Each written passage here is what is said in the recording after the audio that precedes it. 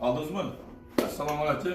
Dostlar bana bize paketçilerimiz, ümürlük paketçileri bugün Gümüş Kafeye geldik. Bizden duramız yine.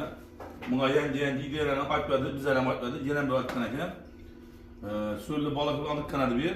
Bu da kalasa. Bir de daha şaşıcı da akse oturup tekan. Aslan o. Bir çöpü 10 bin somadı şaşıcı. Az 10 bin sen birisi muhtemelen. İkisini asarsa şimdi bir mut olacak. Temiz zor ekan. Hakikaten. Murat aytıyoruz mu? Yok, pardon. Müzaffer balıkına lübütür onu, söyle balıkına. Hemen gelini yektiğinde bakarsınız beraber aslar. Hakikaten isteyen onlar dostum. Balık hem zakonun aslanlar. Şaşıracağım yektiğinde bakarsınız beraber aslar. Nerede bu akse desek Gümüş Kafede, Emine dükkanında. Emine dükkanının arkası. Mesela ben isteyen Ahmet, gelip yektiğinde zor araba oturayım, şaşıracağım doyman diyenler ettilerse bir lafına kalasın. Benim lazım.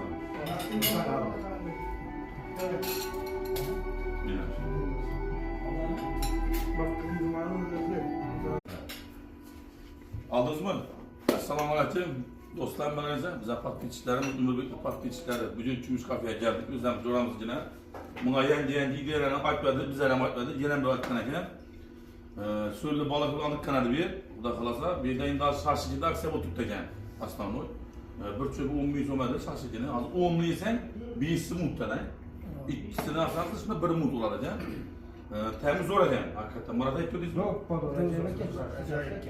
Müzaffer balıkına lübütür onu, söyle balıkına. Hemen gelini yektiğinde bakarsınız beraber aslar. Hakikaten isteyen onlar dostum. Balık hem zakonun aslanlar.